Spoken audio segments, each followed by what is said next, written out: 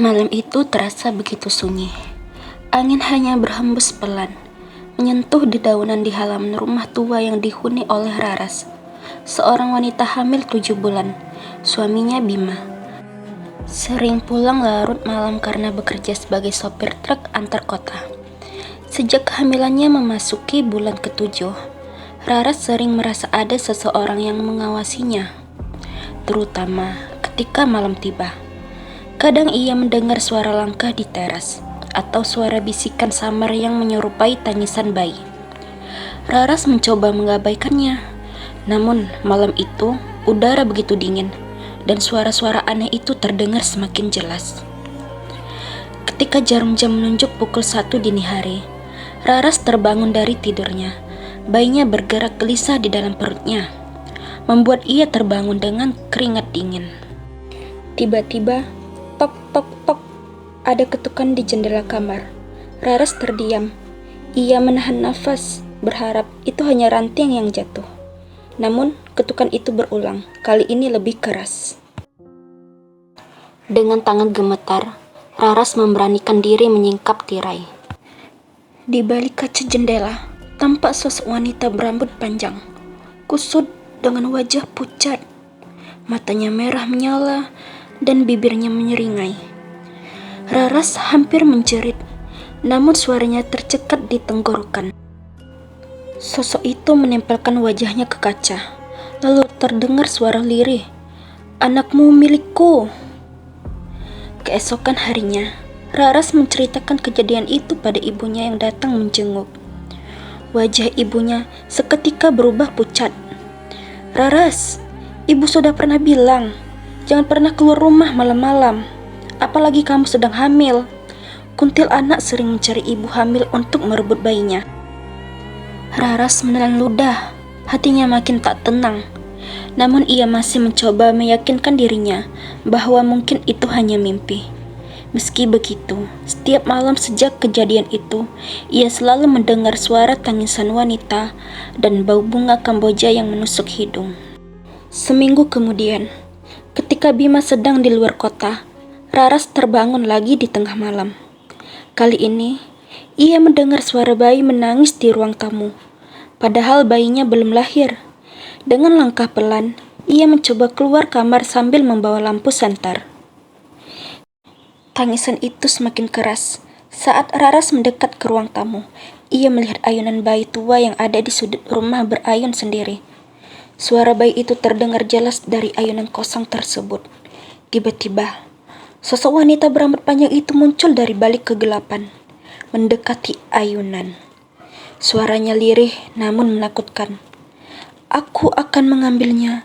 Dia milikku." Raras menjerit histeris hingga pingsan di lantai.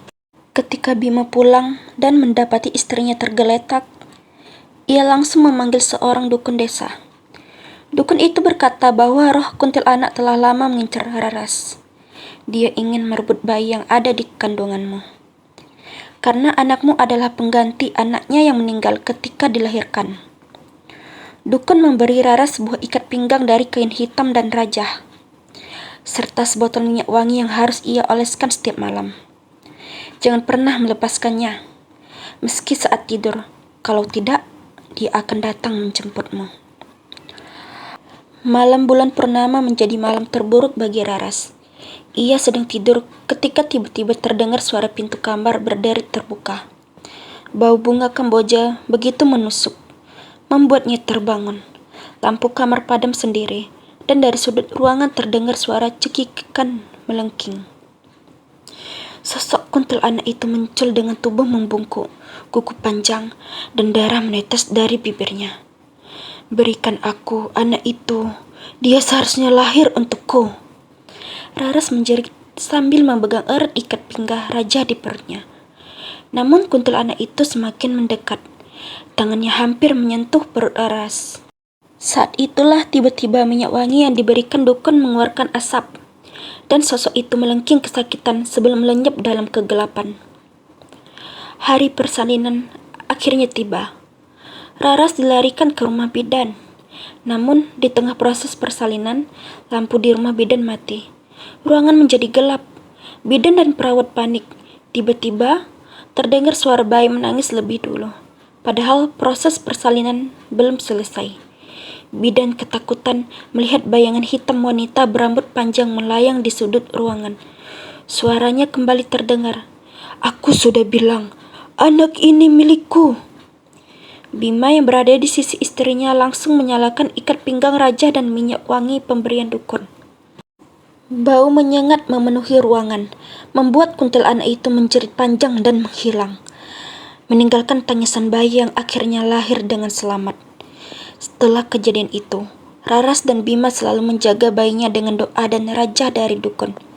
Namun setiap malam, mereka masih mendengar suara lirih tangisan dari luar rumah. Kadang, ketika bayi merasa tertidur, ayunannya bergerak sendiri, seolah-olah ada yang masih berusaha menidurkannya. Raras hanya bisa memeluk bayinya erat-erat sambil berdoa. Ia tahu, meski sudah kalah, kuntilanak itu masih mengintai, dan mungkin suatu hari nanti ia akan kembali menagih. Meski bayinya lahir dengan selamat, Raras masih sering mengalami mimpi buruk. Hampir setiap malam ia bermimpi berada di hutan gelap, dikejar oleh tangisan wanita yang terus berulang, "Anakku, kembalikan anakku." Setiap kali terbangun, ia selalu melihat bayinya menangis dengan wajah ketakutan. Kadang tubuh bayi itu membiru seakan ada yang menekan dadanya.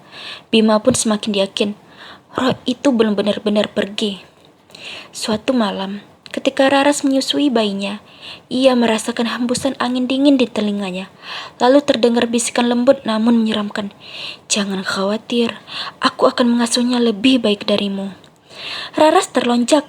Ia menoleh namun tak ada siapa-siapa di belakangnya. Tapi ketika menunduk kembali, bayinya sudah terlelap dengan bekas jari panjang berwarna hitam di lengan mungilnya.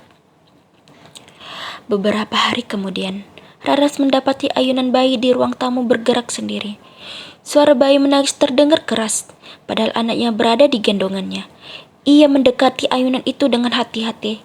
Saat tirai jendela tersibak angin, Raras menjerit kaget.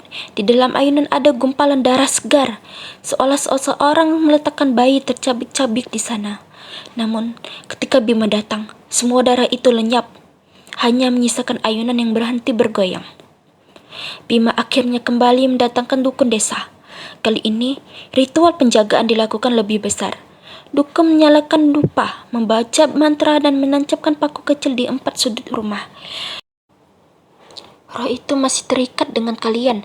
Dia akan terus mencoba masuk, tapi jangan sekalipun melepas penjagaan ini. Kalau tidak, nyawa bayi kalian akan jadi taruhannya." Raras menatap bayinya yang tertidur pulas. Namun jauh di lubuk hatinya, ia tahu setiap doa hanyalah menunda. Roh itu semakin kuat. Suatu hari, dukun meminta Bima untuk menemaninya ke pemakaman lama di pinggir desa. Katanya, di sanalah asal roh itu. Di bawah sinar bulan redup, mereka melihat sebuah makam tua dengan nisan retak. Di atasnya ada gundukan tanah yang masih basah, seolah baru saja digali. Dia dikubur tanpa bayi dalam kandungannya, kata dukun. Itulah sebabnya rohnya bergentayangan mencari pengganti.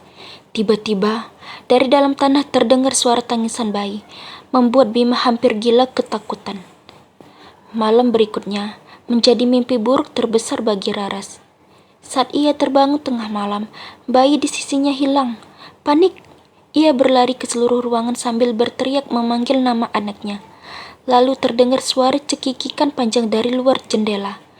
Di halaman rumah, ia melihat sosok kuntilanak menggendong bayinya. Namun anehnya, bayi itu diam saja, bahkan tampak tersenyum.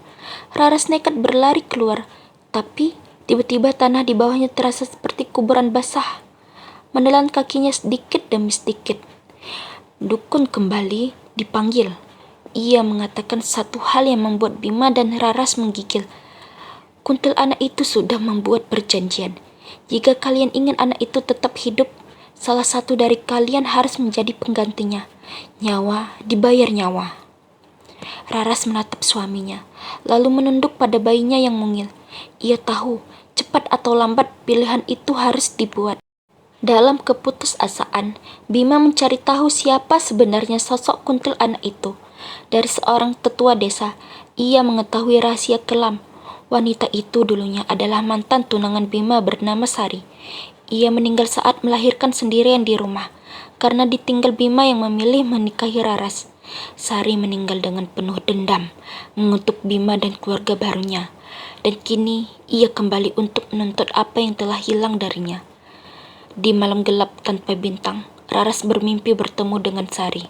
Dalam mimpi itu, Sari menawarkan sebuah pilihan. Serahkan bayimu padaku atau kau sendiri yang kubawa. Ketika terbangun, Raras sudah berdiri di halaman rumah, menggendong bayinya. Di depannya sosok Sari menunggu dengan tangan terulur, matanya penuh dendam. Ketika ada juga kesedihan mendalam. Dukun dan Bima segera keluar, membawa dupa dan raja. Pertarungan gaib pun terjadi. Asap kemenyan memenuhi halaman. Suara lolongan anjing terdengar dari kejauhan. Sari berteriak histeris, suaranya memekakkan telinga. Namun sebelum dukun sempat mengunci rohnya, Raras berteriak sambil memeluk bayinya. Kalau kau ingin nyawa, ambil nyawaku, jangan anakku. Sari berhenti, matanya menatap Raras dalam-dalam, seakan ragu. Lalu tiba-tiba ia meraih tubuh Raras. Suara jeritan panjang terdengar, dan tubuh Raras jatuh tak sadarkan diri. Ketika Bima menghampiri, ia melihat istrinya masih bernafas, namun wajahnya pucat seperti mayat. Bayinya menangis kencang, seolah tahu ibunya telah memberikan sesuatu yang besar. Sejak malam itu, gangguan kuntilanak berhenti. Bayinya tumbuh sehat, tapi Raras berubah. Kadang ia terdengar menangis sendiri di kamar, dengan suara yang bukan suaranya. Bima semakin takut, karena di suatu malam ia mendengar suara istrinya menyanyikan lagu Nina Bobo. Tapi suara itu bercampur dengan tawa Sari. Mungkin roh itu tidak pergi, mungkin ia hanya berpindah ke dalam tubuh Raras.